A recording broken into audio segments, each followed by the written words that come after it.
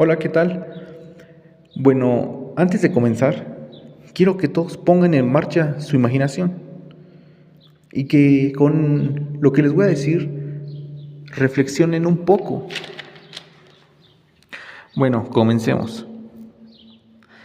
Todos imaginen que tienen grandes y extensas tierras que tal vez se las heredó su papá o las compraron o alguna herencia familiar se las dejó, por ejemplo, su abuelo. El chiste es que todos imagínense que tienen tierras y que son fértiles en riqueza, con frutos, que sean fértiles en general. Y que de la nada venga alguien a imponerte reformas y de un momento a otro te las compren y te las quiten a la fuerza si es que no quieres venderlas. Ahora dicho lo anterior, quiero que te imagines todo lo anterior por largos años. Esto es lo que pasaba en varias comunidades indígenas en el estado de Chiapas. El levantamiento zapatista de 1994 en Chiapas fue un levantamiento armado liderado por el Ejército Zapatista de Liberación Nacional, o como sus siglas lo conocen, en EZLN. Se podría decir que fue un movimiento, una rebelión contra el sistema, o el despertar de las comunidades indígenas, que ya estaba cansada de tan malos tratos y la opresión que todas estas comunidades tenían. Y ahora se preguntarán por qué levantamiento zapatista. Es levantamiento zapatista porque este grupo se identificaba con Emiliano Zapata por la lucha de las tierras, la justicia social y la dignidad de los pueblos indígenas. Y claro, también usaban la frase de Emiliano Zapata, la cual era tierra y libertad. Esto fue un hito en el país que marcó un antes y un después en nuestra sociedad. Fue catalogado como un símbolo de resistencia. Bueno, y digo lo anterior porque en ese entonces todos los ojos del país los tenían puestos en el estado de Chiapas. Eso generó un gran revuelo, una gran ola de periodistas en el estado de Chiapas queriendo una entrevista para saber por qué se originó, qué es lo que pasaba, qué era realmente la verdad. Que hasta el día de hoy es muy conocido el tema, ya que algo que caracterizaba a toda esta gente, a este grupo guerrillero, era un pasamontañas. Es algo que los caracterizaba. Ves a alguien con pasamontañas, tal vez a un soldado, y te hace recordar a tan anhelado movimiento social que tuvieron este grupo de comunidades indígenas. Este fue un evento histórico, como tantos en el país, que quisieron cambiar la desigualdad que lamentablemente hay en el país. Esto fue lo que marcó a este movimiento, que estaban cansados de malos tratos, todos en general de las comunidades. Como se los decía anteriormente, el levantamiento zapatista comenzó en la madrugada del 1 de enero de 1994. Ahora, quiero que dimensionen en la fecha 1 de enero, la madrugada. Mientras otras personas en el país estaban festejando aún la entrada del año nuevo, en Chiapas estaba ocurriendo uno de los hechos históricos más importantes en el país. Y es ahí donde quiero que reflexionen esa parte. Tal vez tú con tu familia en la entrada del año nuevo sigas platicando, conviviendo en familia, mientras que estas personas estaban cansadas de esa opresión y no les importaba en qué fecha. Y justo también ese día entraba en vigor el Tratado de Libre Comercio de América del Norte, o como todos lo conocen, el Telecán. Y que, bueno, posteriormente les diré qué relación tiene el Tratado de Libre Comercio de América del Norte con el levantamiento zapatista. Bueno, ese día el Ejército Zapatista de Liberación Nacional, bajo el liderazgo del subcomandante Marcos, lo primero que hicieron en la madrugada fue tomar las cabeceras municipales, principalmente en Los Altos y la Selva Lacandona. Fue cuando ahí también se hicieron con las comisarías y las casas de autoridades locales. Y es ahí donde comenzó el conflicto armado entre el ejército zapatista y el ejército mexicano.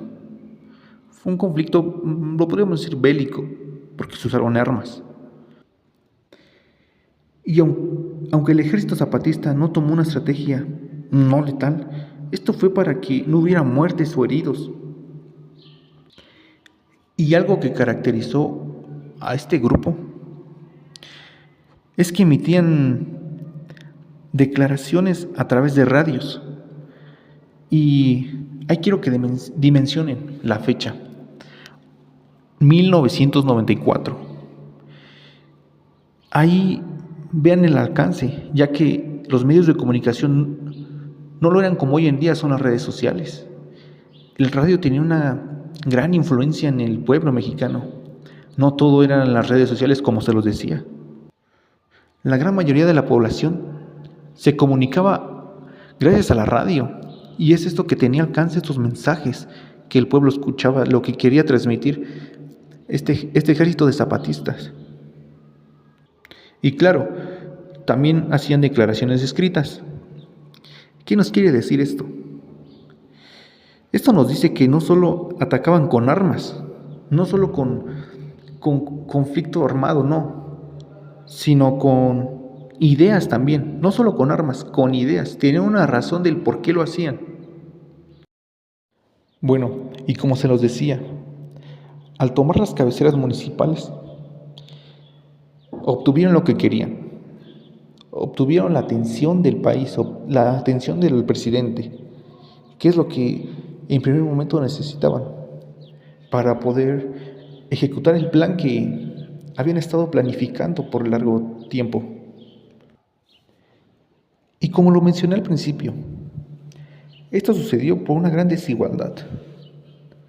Había una gran pobreza extrema, una marginación y exclusión social que sufrían las comunidades indígenas y campesinas en el estado de Chiapas. No fue por otra cosa sino más que eso. Estaban cansados, como lo dije, de tantos años de malos tratos, de esa opresión que sentían.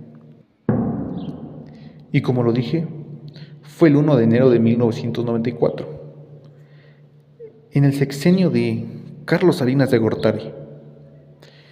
En ese sexenio que fue marcado por grandes controversias, que no todos estuvieron de acuerdo en la elección del presidente, hubo una reforma significativa, la cual fue la modificación del artículo 27 de la Constitución Política Mexicana en 1992, que quiere decir 2 años antes de que este evento ocurriera. Pero, antes que nada, debemos saber qué es una reforma, porque si no, no saben de lo que les estoy hablando. Primero tenemos que saber qué es esto, y para que me puedan entender más que nada.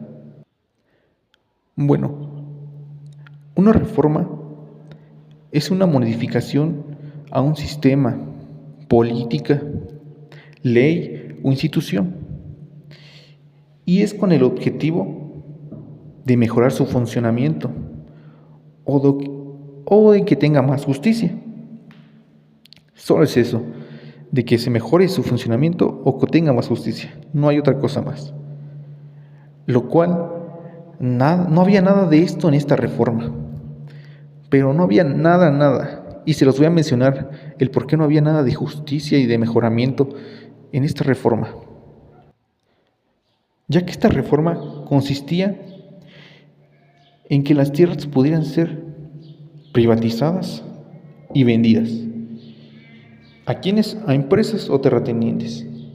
Es por eso que les decía que se imaginaran lo que al principio les dije, de que si ustedes heredaran una tierra y que de repente alguien viniera a cambiar de la noche a la mañana la reforma,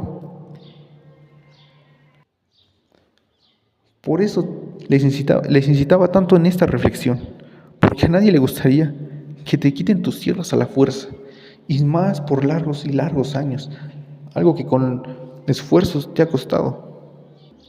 Y ahora sí, como ya se los había mencionado antes, les voy a explicar la relación que tiene el Tratado de Libre Comercio de América del Norte y el levantamiento zapatista, que como se los decía, entró en vigor en 1994, el 1 de enero, justo el mismo día que sucedió este hecho. Y como se los dije, no fue coincidencia. Los indígenas estaban en contra de este tratado. ¿Y por qué no estaban de acuerdo? Me preguntarán ustedes. Es por las políticas neoliberalistas que impuso México desde el inicio del sexenio de Carlos Salinas de Gortari, y que ya con el Tratado de Libre Comercio de América del Norte, con la firma, daba apertura al comercio exterior. Y claro, eso daba un auge al país. Iba a haber una inyección económica enorme por el comercio exterior que ingresaba al país. Pero solo veían los beneficios, los puros beneficios veían, pero no veían que estaban perjudicando a las demás gentes de México, ya que con la entrada en vigor del Telecán, esto significaba una mayor privatización de tierras. ¿Qué quiere decir? Que les iban a seguir quitando tierras y tierras a los campesinos. Y que ustedes me preguntarán, ¿pero eso qué tiene que ver con la entrada en vigor del Telecán? Pues ya dando apertura a esto y al comercio exterior, Chiapas es un gran productor de maíz y de café en el país, lo que sería que grandes empresas vendrían aquí a México, que claro, ellos no tienen la culpa. Son las reformas que hicieron con la privatización de que vendieran esas tierras. Y claro, a nadie le va a gustar eso. A nadie le encantaría que eso les pasara a un familiar de nosotros, a nosotros mismos, a nadie. Este conflicto tuvo una duración de 11 días, en la que, pasando esto, el conflicto armado, hubo un alto al fuego en el que ya nadie respondía al otro, y en el cual entró el diálogo, algo que tuvo que haber entrado desde el principio, pero que sin producir este movimiento jamás iba a pasar esto. Tenían que llamar la atención primero del país para que se cumpliera lo que ellos estaban diciendo. Y esto tuvo como culminación los tratados de San Andrés, que fueron en 1996, 2 años después de esto, y en la que los zapatistas establecieron compromisos al gobierno mexicano en cuanto a los derechos de los indígenas, que respetaran su identidad cultural, sus derechos más que nada, y que respetaran sus tierras, ya que también al momento de que tomaron las cabeceras municipales, los indígenas borraron todo rastro de quién eran los propietarios de todas estas tierras, que claro, era del pueblo, pero con la privatización estaban a nombre de otras empresas. Pero, como era de esperarse, ese tratado no fue respetado en los siguientes sexenios siguientes. Esto claro que tuvo repercusiones a nivel, como decimos, nacional, que todos voltearan a ver el estado de Chiapas, pero también internacionales. Todos voltearon a ver al país de México.